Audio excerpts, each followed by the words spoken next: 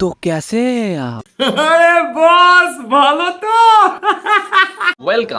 Welcome to my YouTube channel drama সবুজ।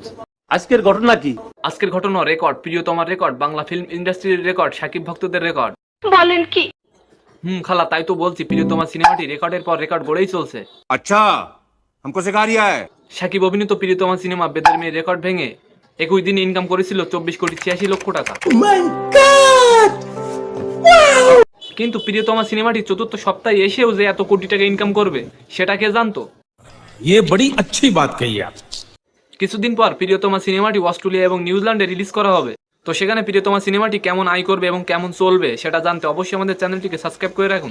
তো প্রিয়তমা সিনেমাটি চতুর্থ সপ্তাহে কত কোটি টাকা ইনকাম করলো আজকের ভিডিওটি বিস্তারিত দেখুন, তাই সবকিছু জানতে পারবেন। তো চলেন ভিডিওটি শুরু করা যাক। चलो भाई देखो अब मैं क्या करता हूँ। ঈদ শেষ হয়ে গেলেও শেষ হয়নি প্রিয়তমা সিনেমা। দেশের ইতিহাসে এখন পর্যন্ত সর্বোচ্চ টিকিট বিক্রি করেছে ঢালিউড কিং শাকিব খানের প্রিয়তমা সিনেমার। সোমবার 31শে জুলাই রাত 8:30টার দিকে নিজের ভেরিফাইড ফেসবুক পেজে নির্মাতা ইমেল আশরাফ প্রিয়তমার চতুর্থ সপ্তাহে গ্রস কালেকশন প্রকাশ করেন। নির্মাতার পোস্ট থেকে জানা যায় গেল সপ্তাহের ছবিটি 2,35,00,000 টাকার টিকিট বিক্রি হয়েছে। এছাড়া প্রথম সপ্তাহে 109টি সিনেমা হল থেকে 10,30,00,000, দ্বিতীয় সপ্তাহে বিশ্বব্যাপী 8,55,00,000, তৃতীয় সপ্তাহে 5,75,00,000 টাকার গ্রাস কালেকশন হয় এবং সর্বশেষ চতুর্থ সপ্তাহে 2,35,00,000 টাকার টিকিট বিক্রি হয়েছে। মুক্তির দিন থেকে চতুর্থ সপ্তাহ পর্যন্ত প্রিয়তমা সিনেমার গ্রস কালেকশন 26,95,00,000 টাকা।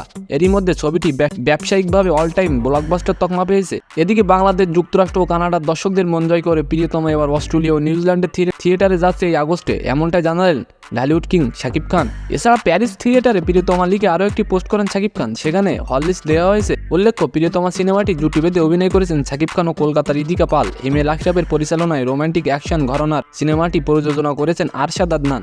এতে আরও অভিনয় করেছেন কাজিয়াত, শহীদুজ্জামান সেলিম, লুৎফর রহমান, জন, শহীদুল নবী, এলিনা, শাম্মী প্রমুখ। তো আজকের ভিডিওটি কেমন লাগলো অবশ্যই কমেন্ট বক্সে জানাবেন। আর এমন নতুন নতুন ভাইরাল নিউজ পেতে অবশ্যই আমাদের চ্যানেলটিকে সাবস্ক্রাইব করে রাখবেন।